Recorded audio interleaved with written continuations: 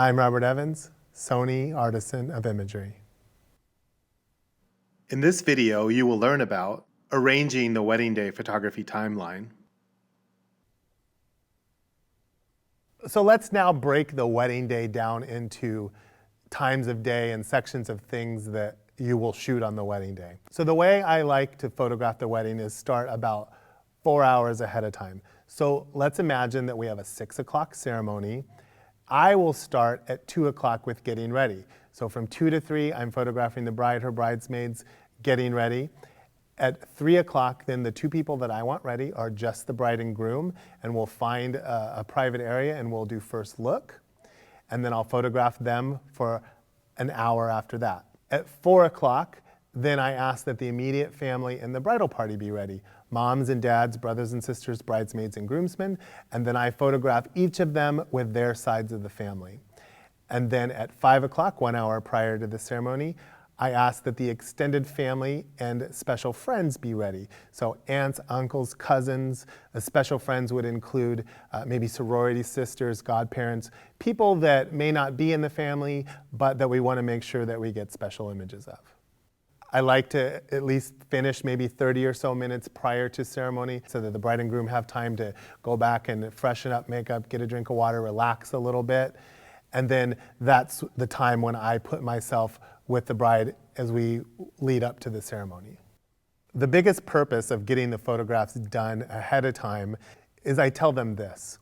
When you kiss and say I do and walk down the aisle, that's the point in the day when all the stress and the anxiety of planning your wedding for an entire year goes right out the window. And what are you going to want to do? And I sort of pause and look at them, and their answer is, well, go party and be with our friends. And I say, exactly. I want you to be able to kiss, walk down the aisle, and go be a part of your cocktail hour. You'll have an entire hour extra to spend with all those guests that have come from hundreds of miles away. So the first thing, of course, is getting ready. You show up in the morning, the bride and her bridesmaids are getting ready, there's hair and makeup people in the room. During shooting getting ready, I'm either shooting my 6300 or an A7S II. I have a 90mm macro 2.8 with me to shoot the ring shots.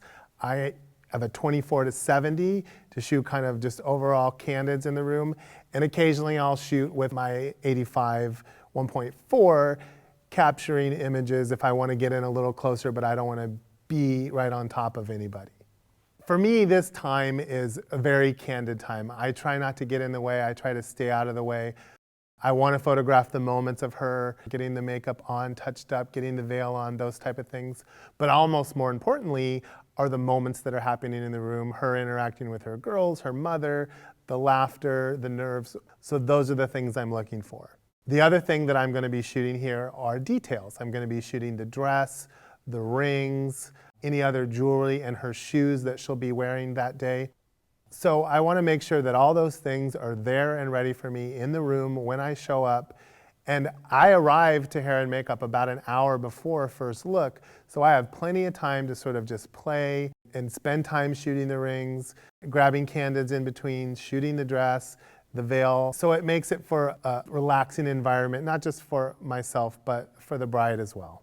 So during getting ready, the features that I find myself using on my Sony cameras are, of course, always EVF, the electronic viewfinder. That is so helpful when I'm, adjusting lighting and exposure, articulating screen. Maybe I want to get creative. And again, I don't want to be that photographer that lays on the middle of the floor and a bunch of girls in a hotel room. So I'll use the articulating screen. I focus manually a lot, so focus peaking. Focus peaking is super helpful, especially when I'm shooting my rings with a 90mm macro. That focus is very critical, and so even without looking through the camera, I can see where the focus is on that diamond or those rings, which is very, very helpful. I've found over the years that hair and makeup tends to run late. So one of the things that I tell my brides is to lie to their hair and makeup people and tell them that they need to be ready 1 hour prior to the time that they actually do. So going back to our 6 o'clock hypothetical ceremony time, first look would be at 3. So I suggest to the bride that you tell hair and makeup 2. And I say, if she's done or if they're done with you at 2 o'clock, you and I both know what the real time is. So enjoy yourself, sit around with your girls, drink champagne, tell stories. There's no rule that says your wedding day has to be one stressful moment to the other. I do my best to set up the day and the photography timeline so that it's fun and relaxing for everyone, including myself. Another really important tip, learning the bridesmaids and the groomsmen's names while you're shooting getting ready. So this is how I'm in the room, I'm shooting the bridesmaids because I'm usually the one shooting the bride. I'm listening to their names. I've introduced myself to the girls. Hi, I'm Robert. Granted, if you have a wedding party of 15 girls, that's pretty hard to do, but it doesn't matter. Even if you say one or two of their names. So a lot of times as I'm doing the group shots, I'll say, hey, Lisa, could you scoot over a little bit? And you see them look at you. You see them go, wow, he knew my name. And that really adds a lot to your credibility and makes people like you. One of the things that I spend a lot of time doing is educating my couples on the wedding day. And a big topic usually always is first look and them seeing each other prior to the ceremony. First look, of course, is the first time the groom is going to see the bride in her dress on the wedding day. I get about 90% of my couples to see each other before. And of course, that goes along with what we've talked about on educating them on the wedding day and making them see why that's the better alternative. So in the scenario of first look, I'm usually always shooting with my 24 to 70. I do that because I want the flexibility to be close when I want to be close and a little wider if I need to be wider when he first walks up. I want to be able to get in tight and shoot faces and emotion, but I don't want to be right on top of them. I want to give them as much privacy and as much intimacy as possible. I usually don't have a preconceived idea of where I'm going to do first look. Once I know the bride's pretty close to being done or she's dressed and ready, I'll then run out of the room and go out and scout a location for first look. Maybe I've noticed something on my way in, but here's the criteria that I use when I'm picking a first look location. First and foremost, I look for a location where they have complete privacy. Second, I'm looking for that location, like, is it pretty? Are there flowers? Open shade a lot of times if I'm outside, and then that of course leads into light. I also want there to be beautiful light. If all I can get is privacy, then I'm going to shoot first look a little tighter. I'm going to focus on my couple's faces when I don't necessarily have the best location or the best light. Once I've picked the location of where I'm going to do the couple's first look, I take the bride there first. I do this because I want her set and situated, fluff her dress, make her look pretty, and I tell her to stay put. I want him to walk to her. This way she's not dragging her dress across grass or concrete or wherever I choose to do first look. I talk to each couple, I talk to the bride and I talk to the groom, and I basically tell them the same thing. I say, this is your moment. I want you to say hello to each other, spend as much time as you want, and then once you're done saying hello, then we'll start your portrait session. So they've seen each other, they've said their hello, 5-10 minutes have gone by, they turn and look at me like, now what?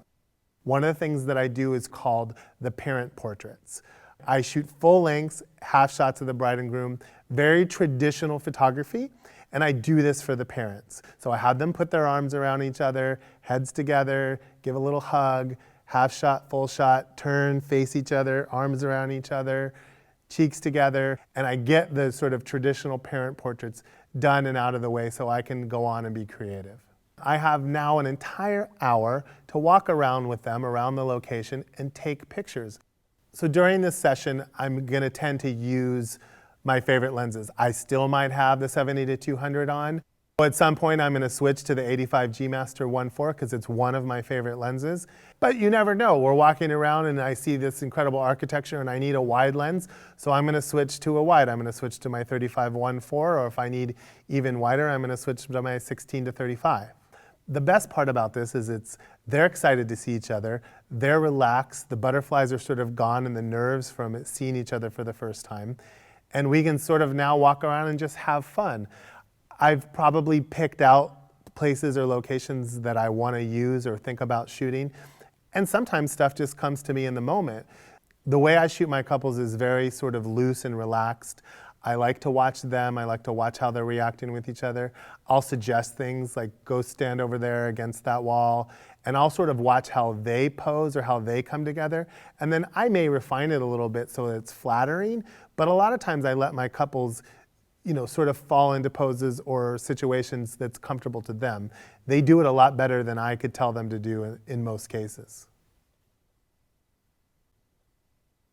Now it's 2 hours prior to the ceremony, and so now it's time to transition into immediate family and bridal party. I'm immediately going to switch lenses. Most likely I'm going to use my 24-70 2.8 G Master, my 85 1.4 G Master, and sometimes the 35 1.4 for larger group shots. I use the 85 for my smaller groups, meaning my bride with each of her bridesmaids or the groom with each of his groomsmen. Once I get to 2, 3, 4 people in a shot, I'm probably going to switch to the 24-70. And then anything larger than that, once I get like 10 or so more people, I'm going to switch to the 35.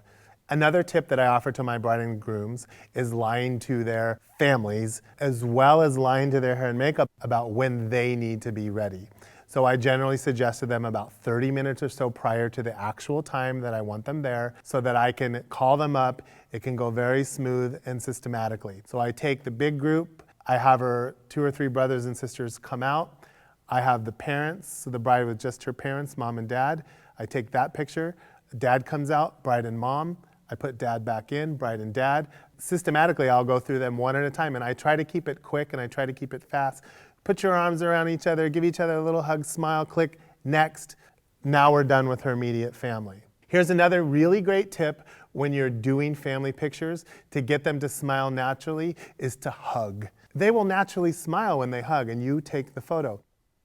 If I have the bridesmaids and the groomsmen and the immediate families all together right there, I can get through this photo session in probably 15 minutes tops. Because I move quickly, I keep it fun, I'm interacting with them. So now we've gotten through the immediate family, the bridal party. I photographed each, the bride with her side, the groom with his side. So the next thing we're going to do is we're going to photograph the extended family and the special friends. And again, what I mean by extended family, aunts, uncles, cousins, spouses of brothers and sisters, and their kids. Special friends might be sorority sisters, godparents, people that might not be in the family, but the bride and groom feel that it's important enough to get nice photos with them. I ask that those special friends be there an hour early because a lot of times these are the people that say, well, we'll get that at the reception. And what I'm trying to avoid is chasing the bride and groom and those people around at the reception saying, you wanted that picture of your sorority sisters. And now that we've photographed all the family members, bridal party, special friends prior to the ceremony, when I see them again during cocktail hour or reception, I can concentrate on those people because I know those people are important to the bride and groom. In this video, you learned about arranging the wedding day photography timeline,